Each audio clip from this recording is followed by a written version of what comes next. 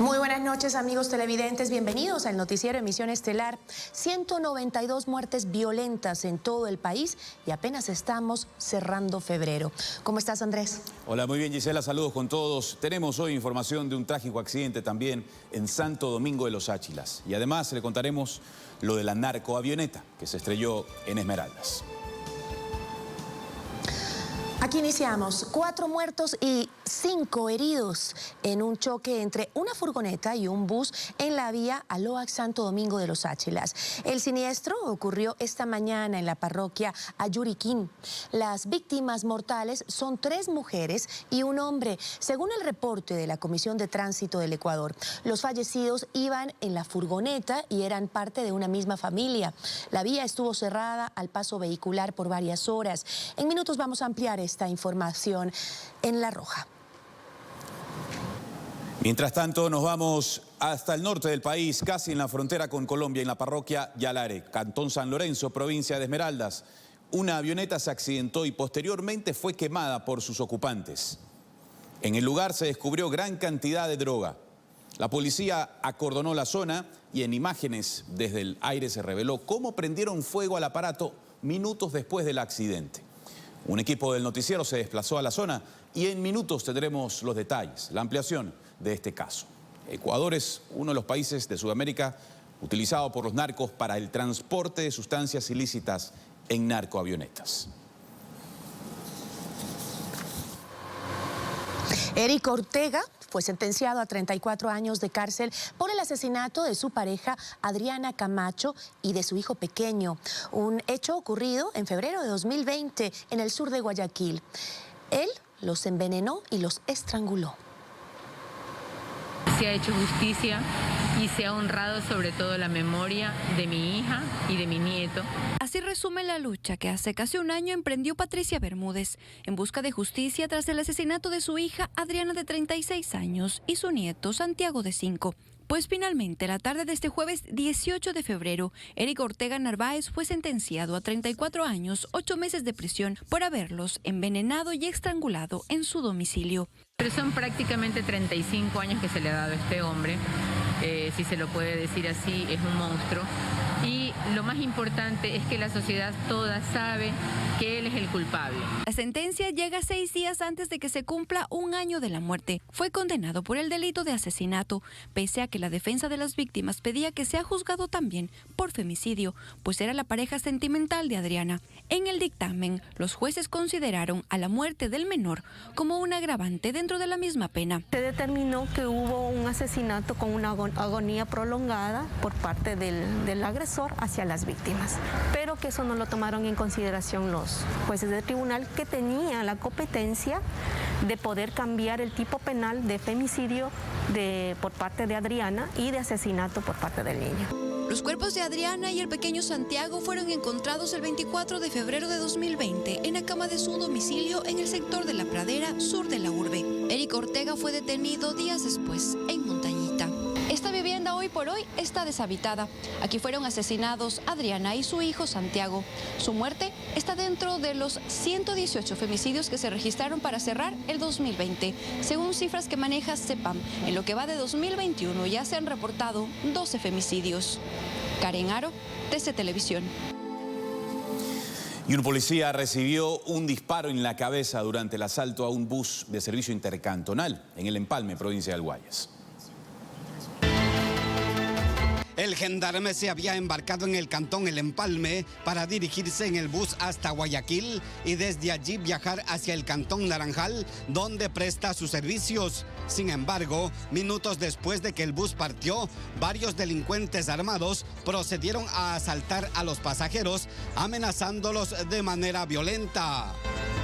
El uniformado, que iba sentado en la parte media del micro, reaccionó ante el accionar de los delincuentes, con quienes forcejeó, por lo que uno de ellos incluso accionó su arma de fuego, impactando un disparo en la cabeza del policía. Felizmente el disparo no ingresó al cráneo, solo causó heridas en el cuero cabelludo del gendarme, quien logró llegar a su domicilio, donde lo auxiliaron y lo trasladaron a un hospital de la localidad, en el que permanece en condición estable. Durante el asalto, al policía le robaron todas sus pertenencias, entre las que están su teléfono celular y una maleta con sus uniformes de la institución. Leonardo Flores, TC Televisión. 2 funcionarios de la Fiscalía de Pichincha fueron detenidos tras una denuncia por presunta concusión. Ocurrió la madrugada de este viernes durante 2 allanamientos. La policía incautó teléfonos celulares, dispositivos electrónicos, computadoras, documentos, $1.000 en efectivo sin justificar y un expediente fiscal. Además, la Dirección de Control Jurídico y Evaluación de la Actuación Fiscal solicitó al Consejo de la Judicatura la suspensión de los 2 servidores detenidos. Y en menos de 2 años, en funciones, la gestión del alcalde de Quito, Jorge Yunda, se ve envuelta en 5 escándalos de presunta corrupción. Esta mañana se le instaló un grillete electrónico como medida cautelar en el proceso judicial por presunción de peculado en la compra de pruebas COVID-19 para el municipio capitalino. Muy temprano este viernes, el alcalde de Quito, Jorge Yunda, acudió a las oficinas del Servicio de Atención a Privados de la Libertad para que le coloquen el grillete electrónico. Esta vigilancia electrónica es parte de una medida cautelar para garantizar su presencia en el proceso de peculado abierto por irregularidades en la adquisición de pruebas COVID. Luego de eso empezó sus actividades públicas portando el grillete. Me están haciendo más famoso porque ahora jugar vóley con grillete va a ser más viralizado. Si bien peculado es el único proceso penal contra Yunda, hay otras investigaciones previas en su contra por presunción de peculado y delincuencia organizada en un supuesto direccionamiento de contrato de repavimentación a la empresa Geinco, también por omisión de medidas de protección a bienes y personas protegidas durante el paro nacional de octubre de 2019. Sin embargo, en menos de 2 años su gestión se ha visto inmersa en otros escándalos de presunta corrupción. Por ejemplo, el supuesto sobreprecio en la adquisición de equipos de bioseguridad de la empresa de agua, una transacción financiera ilegal de la misma empresa de agua a cuentas en Hong Kong y Estados Unidos, y la detención de 3 agentes metropolitanos de tránsito que escoltaban a israelíes con insumos médicos en plena pandemia. Yunda se ha desmarcado de sus funcionarios investigados. Sin embargo, el exalcalde Paco Moncayo puntualizó. Mire, el responsable fundamental del combate a la corrupción en la municipalidad es el alcalde. Si se pudre la cabeza, se va a podrir todo el cuerpo del municipio. El proceso penal de peculado continuará la próxima semana con algunas diligencias. Fabiola Santana, TC Televisión.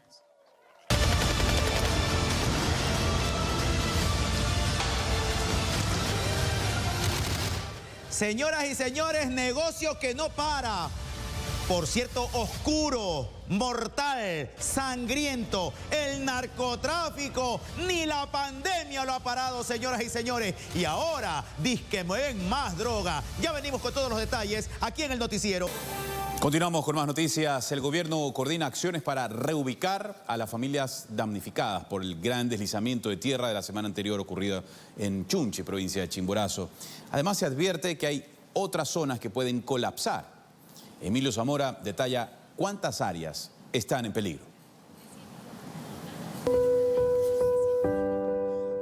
El riesgo de un nuevo deslizamiento de tierra no ha terminado en la Armenia, sector agrícola del cantón Chunchi, en la provincia de Chimborazo.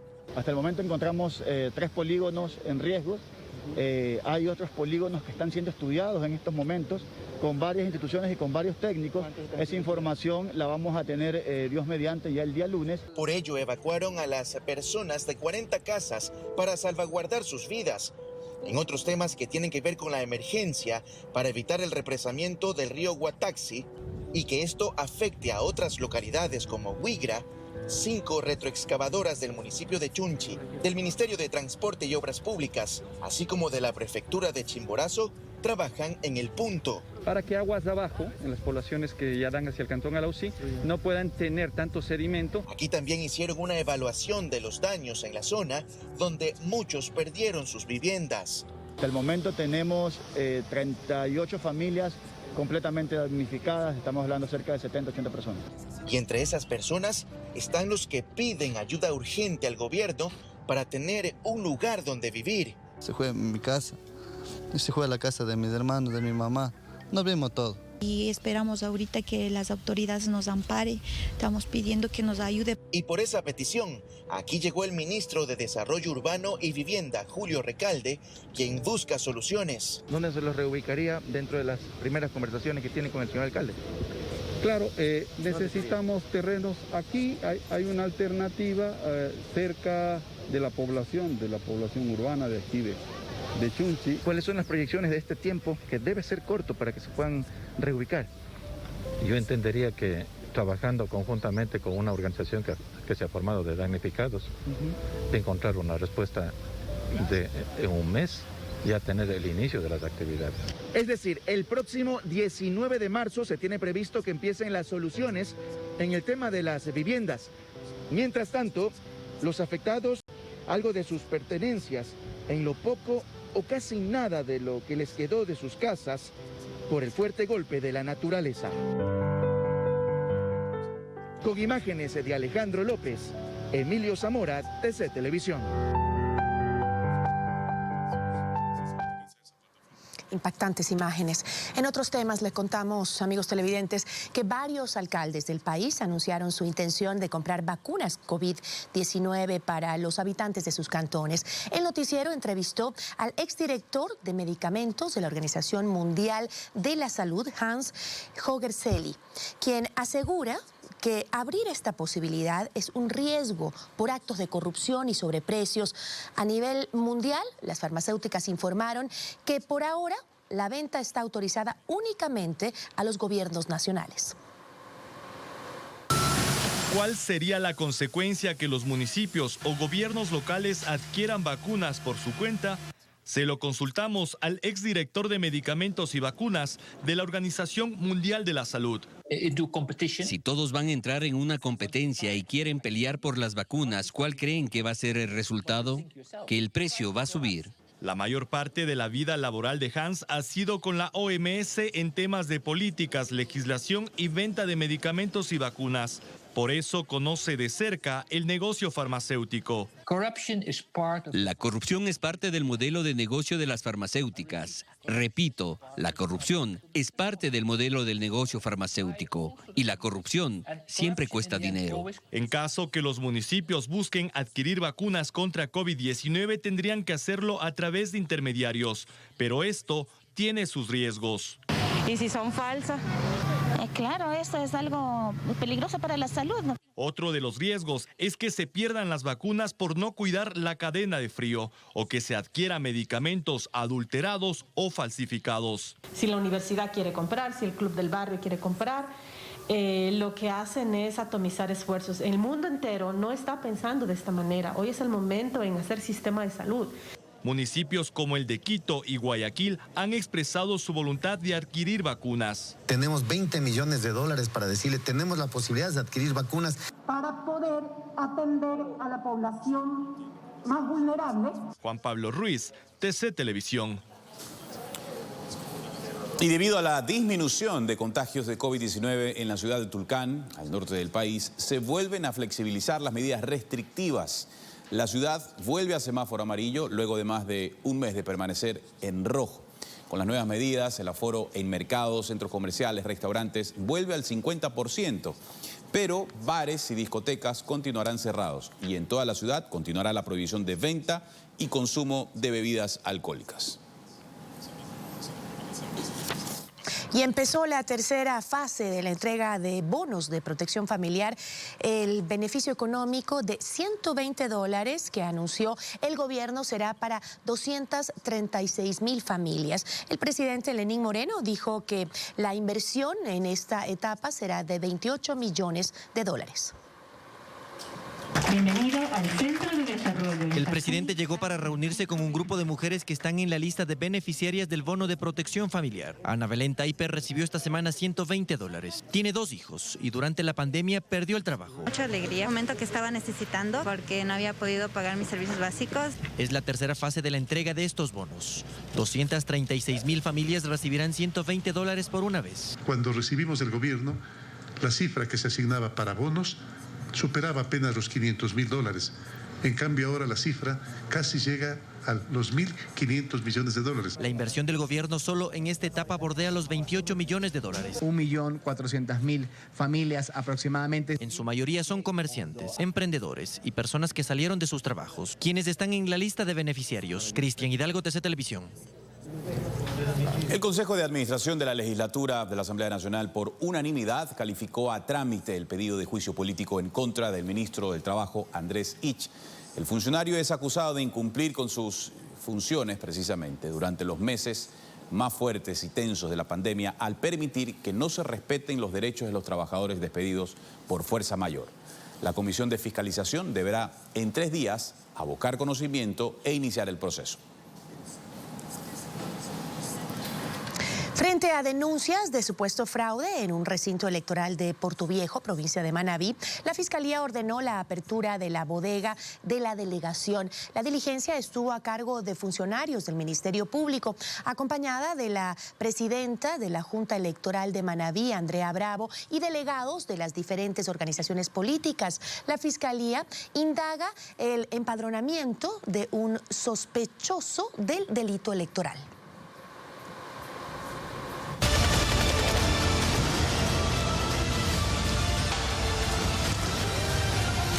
Señoras y señores, continúan las investigaciones. Obviamente ya se las dejó presas a las manes, a las sospechosas, porque reclutaban a mujeres en esta bandita del cuartel de las feas, que tenía hartas armas y hartas municiones para prestar o alquilar a los pillos. Ya venimos con más detalles aquí en el noticiero.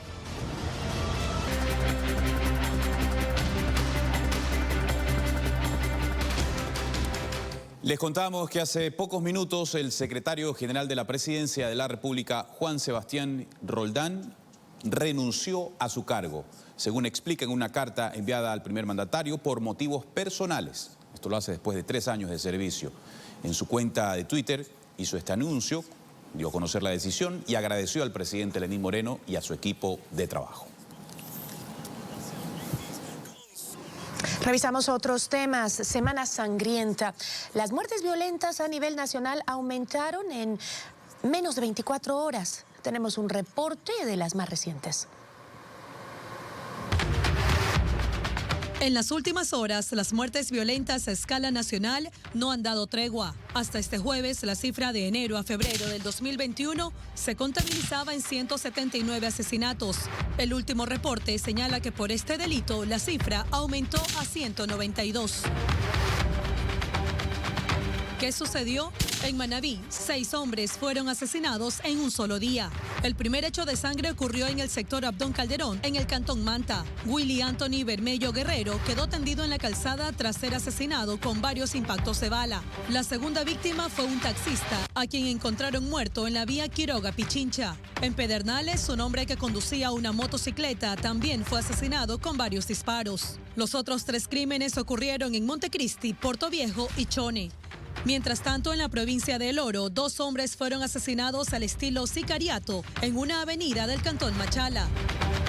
Las víctimas se movilizaban en una moto cuando fueron atacadas por 2 sujetos desde otra motocicleta. Tras los disparos, los hombres perdieron pista y cayeron a un canal de agua. Los occisos son Nelson Cusco Torres y Carlos Patricio Mesías. Ambos poseen antecedentes penales por robo. Y finalmente, en Milagro, provincia del Guayas, un taxista murió como víctima colateral del atentado que sufrió una pareja que llevaba como pasajeros. Sergio González Quinde, guayaquileño de 41 años, murió al recibir disparos que habrían sido dirigidos a una pareja de esposos que lo contrató para que los traslade desde Guayaquil a Milagro a cerrar un supuesto negocio. Según información policial, los pasajeros, quienes registran antecedentes penales por droga y robo, se encuentran estables. Esto pone a Guayas como la provincia con el mayor número de muertes violentas en lo que va del 2021, con una estadística de 79 asesinatos, seguido por Manabí con 34 y El Oro con 17. Si hacemos un comparativo en relación al 2020, en el mismo periodo de tiempo, resulta que Manabí registra 24 muertes violentas más que el año anterior. Lo mismo Guayas con 8 muertes violentas más y El Oro con 6. La policía continúa trabajando con sus unidades de investigación para determinar la motivación de estos crímenes y sobre todo dar con los autores materiales e intelectuales de estos violentos hechos que ponen en zozobra a todo un país. Vanessa Filella, TC Televisión. Y más de 800 incorporan a las filas de la institución como especialistas en seguridad ciudadana. El comandante general de policía en la ceremonia de graduación destacó que esta promoción se formó durante la pandemia y que se les preparó inclusive para enfrentar uno de los delitos que más ha proliferado durante este tiempo, como son los ciberdelitos.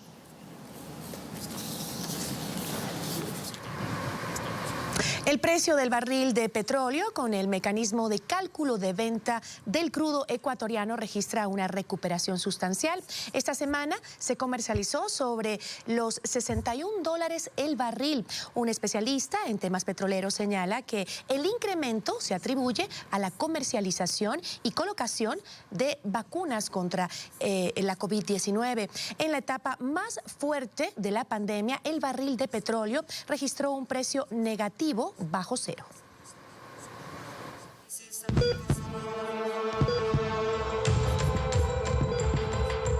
La pandemia puso a muchas personas en terapia intensiva.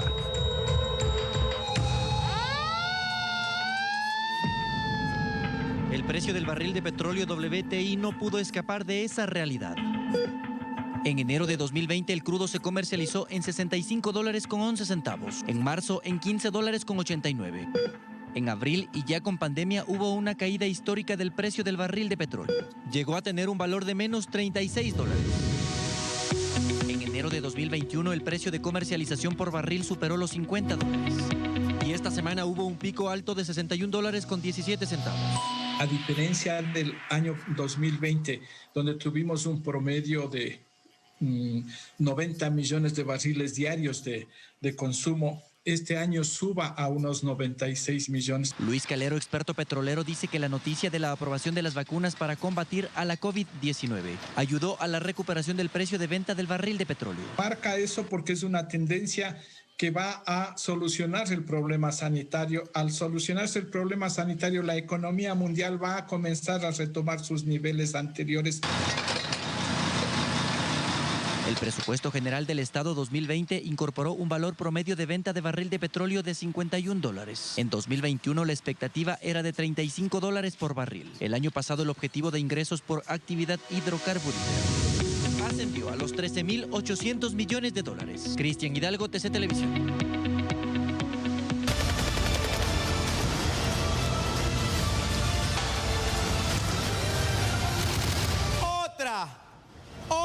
Otra narcoavioneta se vino abajo, se desplomó, señoras y señores. Los ocupantes, ahí medio manclencos y patulecos, le prendieron fuego. Todos los detalles ya mismo, aquí en el noticiero.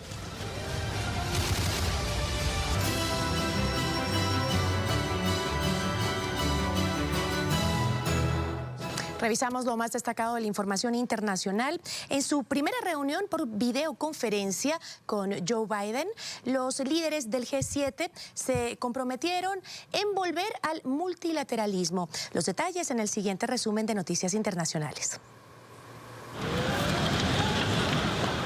Grupos de manifestantes celebraron actos de vandalismo en Barcelona este viernes en la cuarta noche de protestas contra el encarcelamiento del rapero español Pablo Hasél, condenado a 9 meses de prisión por unos tuits en los que insulta a la monarquía y ensalza a personas implicadas en delitos de terrorismo. Los disturbios dejaron 6 detenciones. Durante los altercados también se destrozaron autos estacionados y la redacción de un periódico. En su primera reunión por videoconferencia con Joe Biden, los líderes del G7 se comprometieron este viernes a compartir las vacunas contra el COVID con los países más pobres, luego de que el secretario general de la ONU denunciara que 10 naciones desarrolladas han acaparado el 75% de todos los inoculantes hasta ahora, distribuidos en el mundo, mientras que más de 130 naciones aún no reciben una sola dosis de los antídotos. Estados Unidos está de regreso en el Acuerdo de París sobre el clima. Un mes después de asumir el cargo, el presidente estadounidense Joe Biden hizo que su país volviera al ambicioso pacto para hacer frente al calentamiento global. El compromiso de Biden es hacer que el sector energético de Estados Unidos esté libre de contaminación para el 2035 y pasar a una economía de emisiones cero para el 2050. La mayoría demócrata en el Congreso estadounidense presentó el ambicioso proyecto de reforma migratoria impulsado por Joe Biden. La iniciativa busca la naturalización de 11 millones de personas indocumentadas. Un requisito fundamental será haber estado en el país antes del 1 de enero del 2021. Los habitantes de la isla Madura de Indonesia se unieron para intentar salvar a decenas de ballenas piloto de aleta corta varadas en una playa. Las autoridades lanzaron una operación de rescate para liberarlas y devolverlas al mar. Una multitud de pobladores se acercó a ayudar, pero finalmente solo 3 sobrevivieron. Pamela Montilla, TC Televisión.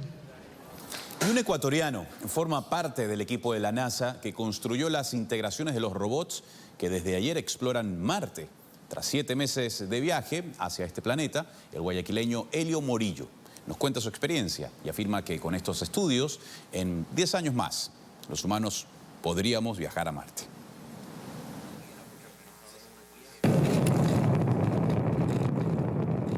En ese cohete, hace 8 meses, se fueron los sueños y expectativas de un gran equipo técnico y científico.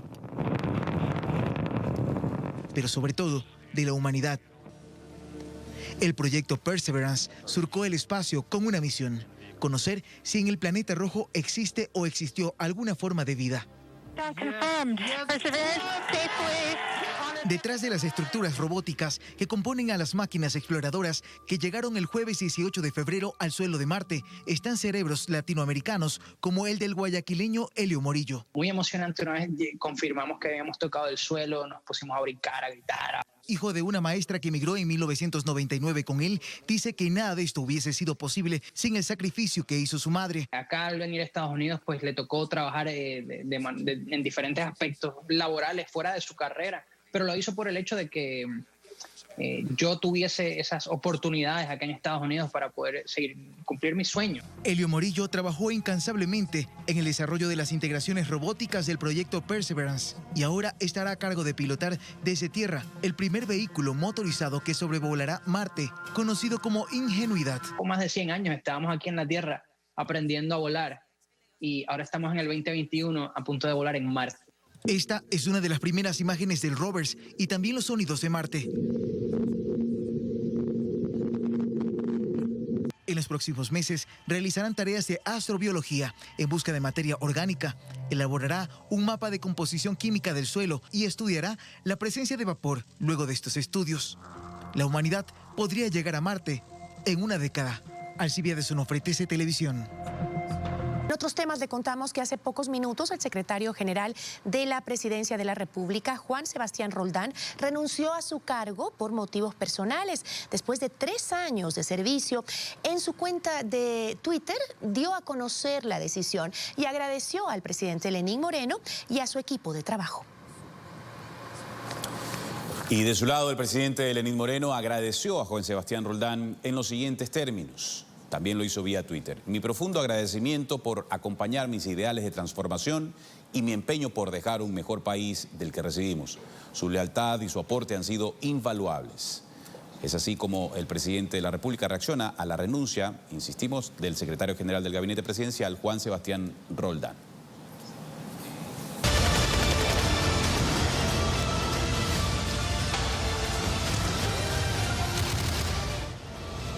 Qué pena, señores y señores, 4 fallecidos y varios heridos. Terrible accidente en Santo Domingo, Los Áchilas. Aproximadamente a las 7:40 de la mañana de este viernes 19 de febrero, un siniestro de tránsito dejó 4 fallecidos. Otras 5 personas resultaron heridas. Ocurrió luego del choque frontal entre 2 automotores en el kilómetro 78 de la vía Aloac-Santo Domingo. Según el ECO 911, se trató de un bus interparroquial y una furgoneta que terminó completamente destruida. El accidente fue en el sitio Dos Puentes de la parroquia Ayuriquín, provincia de Santo Domingo de los Áchilas. La ruta Aloac-Santo Domingo fue cerrada al paso vehicular por algunas horas, pero luego el tránsito fue restablecido. María Gabriela Castro, TC Televisión. Qué pena. ¿Quién resultará responsable? ¿Quién responderá? Semana sangrienta, señoras y señores. Muertes violentas a nivel nacional en menos de 24 horas. En las últimas horas, las muertes violentas a escala nacional no han dado tregua. Hasta este jueves, la cifra de enero a febrero del 2021 se contabilizaba en 179 asesinatos. El último reporte señala que por este delito la cifra aumentó a 192. ¿Qué sucedió? En Manabí, 6 hombres fueron asesinados en un solo día. El primer hecho de sangre ocurrió en el sector Abdón Calderón, en el cantón Manta. Willy Anthony Bermello Guerrero quedó tendido en la calzada tras ser asesinado con varios impactos de bala. La segunda víctima fue un taxista, a quien encontraron muerto en la vía Quiroga-Pichincha. En Pedernales, un hombre que conducía una motocicleta también fue asesinado con varios disparos. Los otros 3 crímenes ocurrieron en Montecristi, Portoviejo y Chone. Mientras tanto, en la provincia de El Oro, 2 hombres fueron asesinados al estilo sicariato en una avenida del cantón Machala. Las víctimas se movilizaban en una moto cuando fueron atacadas por 2 sujetos desde otra motocicleta. Tras los disparos, los hombres perdieron pista y cayeron a un canal de agua. Los occisos son Nelson Cusco Torres y Carlos Patricio Mesías. Ambos poseen antecedentes penales por robo. Y finalmente, en Milagro, provincia del Guayas, un taxista murió como víctima colateral del atentado que sufrió una pareja que llevaba como pasajeros. Sergio González Quinde, guayaquileño de 41 años, murió al recibir disparos que habrían sido dirigidos a una pareja de esposos que lo contrató para que los traslade desde Guayaquil a Milagro a cerrar un supuesto negocio. Según información policial, los pasajeros, quienes registran antecedentes penales por droga y robo, se encuentran estables.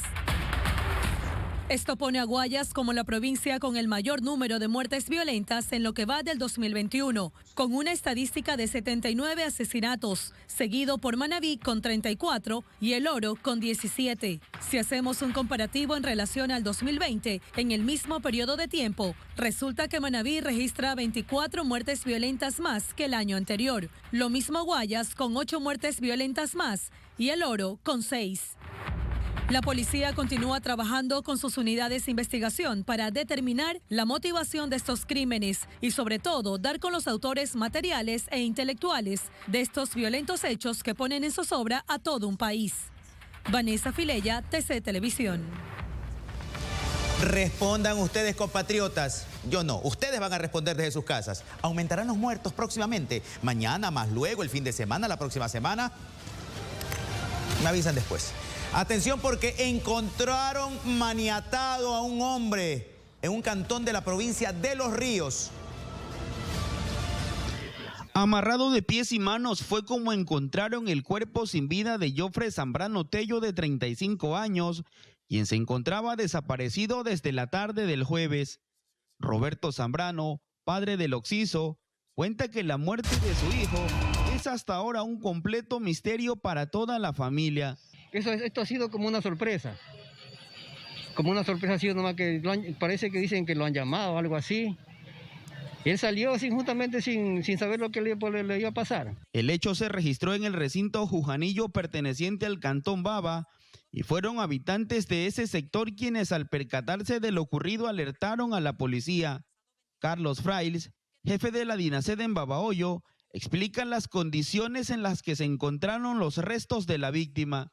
El cadáver se encontraba dentro de la zanja, amaniatada manos y pies. Estamos ahorita a esperas para determinar si es que existe algún tipo de estrangulamiento. Los familiares de Zambrano, quien era agricultor y padre de 4 hijos, esperan que las investigaciones avancen y pronto se pueda dar con el paradero de él o los responsables. Nilo Domínguez, TC Televisión.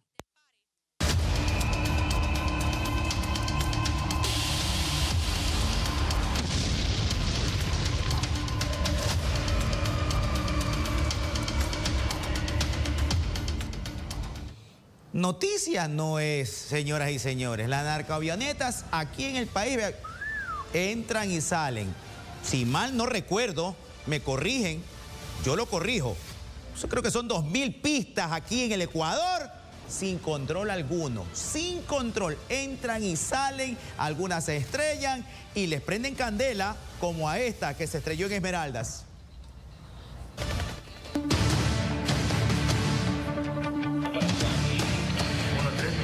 Estas son las imágenes satelitales que registraron las Fuerzas Armadas. Se puede ver que tras el accidente, durante el despegue, 2 personas cargan bultos. Esto motivó la movilización del Ejército, Fuerzas Armadas, agentes de antinarcóticos y de criminalística. Con la luz del día se pudo observar cómo quedó la aeronave dentro de una plantación de palma en el sector de Ayare, vía La Concepción, en Esmeraldas. Se puede ver el trayecto que habría seguido y las partes del fuselaje que quedaron en el lugar. La avioneta no tenía matrícula, por lo que se desconoce su país de origen. Según sus características, se presume que se trataría de una aeronave Cessna 310. Luego de la inspección no se encontraron a las personas que aparecen en el video. Lo que sí se halló fueron aproximadamente 20 paquetes tipo ladrillo que contendrían cocaína. A través de un comunicado, la Fuerza Aérea informó que fueron sus aviones y radares los que detectaron el tráfico no identificado que ingresó a nuestro país por el sector de Borbón. Esta sería la primera avioneta con droga que se estrella en nuestro país este año. En noviembre del 2019, una cargada con cocaína se estrelló en Manabí. En mayo de ese año, otra aeronave se estrelló también en Esmeraldas. Se encontraron 240 paquetes con droga. Las investigaciones continúan para identificar a los dueños de la aeronave de la droga y por qué en la plantación había una pista de aterrizaje clandestina.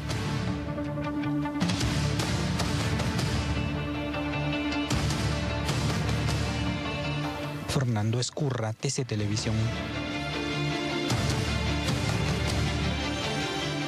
Algunos dicen que en el confinamiento, en la pandemia, bajó todo, no hubo narcotráfico. Otros dicen que lo que más hubo fue salida de drogas, etcétera, etcétera. Sin embargo, se sigue moviendo y hasta aumentando. En estos primeros meses, la Policía Nacional ha decomisado 15 toneladas de droga a escala nacional. La mayor parte ha sido encontrada enterrada y por lo regular en puntos que tienen salida al mar. Al parecer, las bandas narcodelictivas se están reactivando después del confinamiento por la pandemia. Se han detenido a 2 ciudadanos de nacionalidad ecuatoriana en una ubicación a 250 millas afuera de las costas de San Salvador, con aproximadamente 379 kilos de sustancias sujetas a fiscalización. Los narcos están comenzando a mover la droga, una vez que este negocio ilegal se vio afectado por el cierre de fronteras y por los controles en los puertos. Que las condiciones se prestan. Básicamente tenemos muchas bananeras que entran y salen en contenedores, entran muchos vehículos y por la vegetación permite mimetizar este tipo de caletas en estos sectores. Sin duda, los puertos ubicados en las provincias del Oro, Manabí y Guayas siguen siendo los puntos en donde los narcos enfocan sus miradas para sacar toneladas de droga. Entender que al tener nosotros varios logotipos en los diferentes bloques, se podría estar presumiendo que son de diferentes organizaciones. Se van a hacer los cotejamientos respectivos a fin de hacer coincidir con casos anteriores este tipo de logotipos y poder determinar a qué tipo de organizaciones corresponde. En el 2020, en enero y febrero, se detuvo a 1.641 personas por el delito de tráfico de drogas. En ese mismo lapso, pero en este año, van 1.630. Jorge García, TC Televisión. ¿Y cuántos están presos, pues? ¿Cuántos ya están cumpliendo condenas por narcotráfico a gran escala? 1000 y pico de apresados, pero permanecen en las cárceles, están siendo procesados, han recibido sentencias o ya salieron. Bueno, por otro lado, prisión preventiva para la gavilla de sospechosos y sospechosas del cuartel de las feas. Se fueron directamente a la pasarela de la penitenciaría. El cuartel de las feas hará base en ese lugar, pues luego de la audiencia, el juez dictaminó que por las evidencias encontradas se inicia la instrucción fiscal por el delito de tráfico de drogas.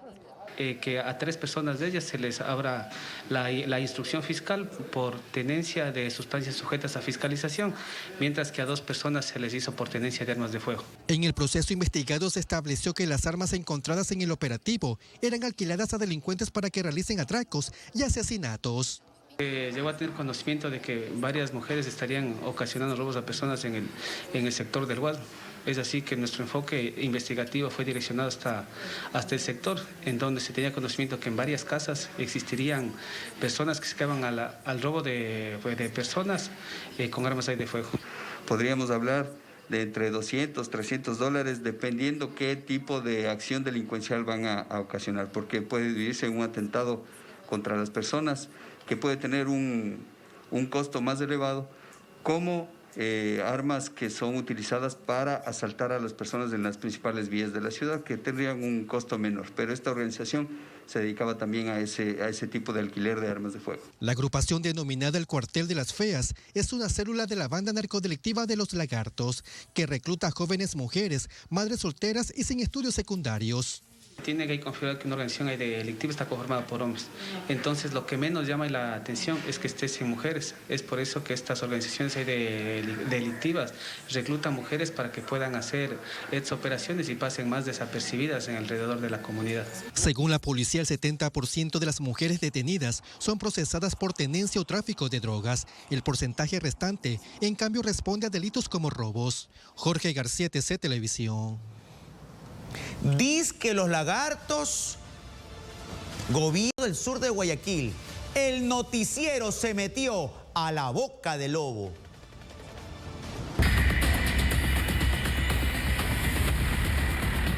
Es uno de los sectores más críticos de Guayaquil y es conocido como el Distrito Sur. En lo que va del 2021, aquí ya se han contado 10 muertes violentas. Sus víctimas tienen relación con el microtráfico. Esta zona es disputada por organizaciones que hoy la Policía Nacional las tiene bien identificadas. Bueno, aquí hay dos bandas importantes, ¿no? Como son la de los choneros y la de los lagartos. Prácticamente ellos son los que dominan aquí el territorio y producto de eso pues se han dado las muertes criminales, violentas, pero sin embargo pues la policía está trabajando. Nosotros ingresamos a la zona Tarqui con la policía, que enfoca sus trabajos en desmantelar a los lagartos a la hora de someter a sus víctimas en el tema del narcotráfico y otros delitos. Hay también, en el caso del robo de accesorios, de casas. Entonces, es un conjunto de hipótesis que se manejan en este tema de la violencia y de la criminalidad en el sector. Actualmente se indaga si los lagartos tienen algún tipo de vínculo con algún cártel mexicano. El noticiero tuvo acceso a esta imagen en la que claramente se observa la palabra lagartos con la bandera de México. Sobre el tema en el Distrito Sur, nadie quiere pronunciarse. Ahí no está dibujado en la calle los lagartos. Entonces uno no puede hablar nada, amigo. ¿Tienen miedo? Claro, lógico, por la familia, uno mismo. ¿Cómo está la droga por acá? Veo que está escondida en ciertas partes de la vereda. ¿Ah? Uno no puede hablar nada de eso. Ahora mismo estamos en el sector conocido como Punta Arrecha, aquí en el Distrito Sur, en la ciudad de Guayaquil. Y cuando hablamos de los lagartos, todas las personas se abren, salen corriendo. Lo que sí nos manifiestan es que esta es una zona de ellos. Y como muestra, los dibujos que se encuentran en las esquinas de las viviendas. Los lagartos tienen varios brazos armados o subdivisiones que incluso han operado desde la cárcel, en los que también se disputan el territorio con los choneros. Así lo ha constatado la policía en varios operativos en los que se ha golpeado a las organizaciones delictivas. Emilio Zamora, TC Televisión. Podemos conversar horas sobre el tema de la delincuencia, bandas delictivas que se dedican a esto, a eso, a aquello, etcétera, etcétera. Que los problemas sociales y económicos del mundo, del planeta Tierra y del país y de la ciudad, etcétera, etcétera, es que lo que provoca el caldo de cultivo, que para aquí, que para allá, para acá la delincuencia, bla, bla, bla, bla. Pasamos la página. Donde hay falta de control o donde hay un mal control es donde el delincuente aprovecha. Ya después de que analizamos todas las razones, aprovecha. Entonces se apodera de las esquinas, de los parques, lo que es la casa botada, el sector, la manzana, las cuadras, etcétera, etcétera. Y aquí nadie se mete. Entonces, si el Estado, la policía, la fiscalía, los jueces no hacen su trabajo articuladamente y los ciudadanos tampoco colaboramos, el pillo vea, se engrandece y se lo toma hasta que llegue nuevamente el control del Estado a través de todas sus funciones articuladamente. Ahí se van, ñaño lindo. Ahora revisemos algunos hechos delictivos grabados por cámaras de seguridad en Guayaquil. 3 de la madrugada, octava etapa de la Ciudadela Alborada. El sistema de seguridad de una villa capta a este hombre planeando un robo. A los pocos segundos se lo ve caminando por un filo de la planta alta.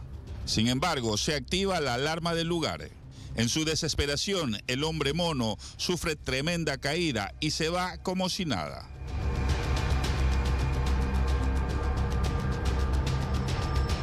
Sur de la urbe, Ciudadela Centenario, esta persona con traje especial y gorra se acerca sospechosamente a un vehículo. En menos de lo que canta un gallo, arranca el retrovisor del lado del conductor. Es la séptima vez que a este carro le roban los vidrios retrovisores, según ha denunciado su propietario. Así está el Lampa en Guayaquil. Carlos Hidalgo, TC Televisión.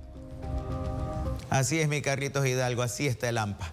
Mega operativo, señoras y señores, en varios cantones de Guayas. Resultado, detenidos, armas decomisadas, así como municiones y drogas. 20 fueron los allanamientos que se realizaron la madrugada de este jueves en los cantones El Empalme, Balsar, Palestina, Santa Lucía, Daule y Pedro Carbo. La acción policial permitió la detención de varias personas y el decomiso de armas de fuego, municiones y una motocicleta. El total de este resultado de este operativo son 7 personas aprehendidas, un detenido por orden judicial de robo de domicilio, 13 armas de fuego de diferentes tipos, 142 cartuchos de diferentes calibres, una motocicleta y 4 accesorios de motocicletas. Uno de los detenidos usaba vestimenta de la policía para cometer actos delictivos. Es miembro de una organización que estaba dedicándose especialmente el año anterior a robos en fincas, utilizando prendas policiales. También en Milagro, Playas y Naranjito, los operativos permitieron la aprehensión de 2 individuos, el decomiso de más de 200 paquetes de sustancias sujetas a fiscalización, teléfonos celulares y dinero en efectivo. David Ruiz, TC Televisión.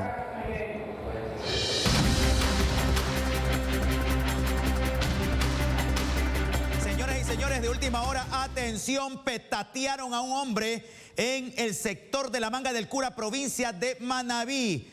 El cuerpo de Manuel Cedeño Álava quedó en el carro que circulaba, mientras que sus acompañantes resultaron heridos. Fueron atacados por dos sujetos que se bajaron de otro carro que después huyó hacia El Carmen. Ya con esta suman 194 muertes violentas en lo que va del año en el país. Repetimos, petatearon a otro hombre en Manga del Cura, Manabí. A ver, seguimos informando. Falsos vacunadores cayeron aquí en el puerto principal.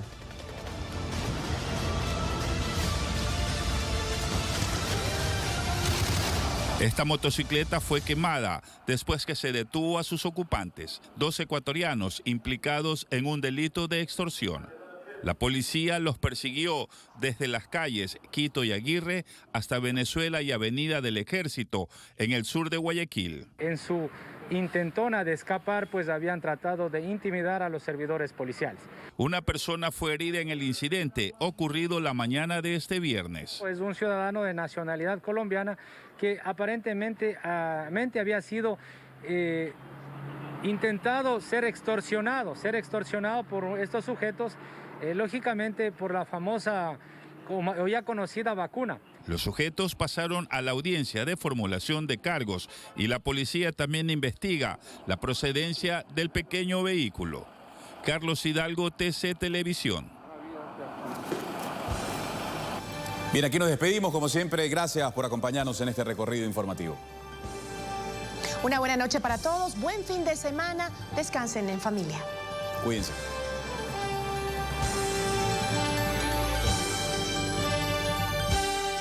Ay, Dios mío, yo no tengo ni un solo día de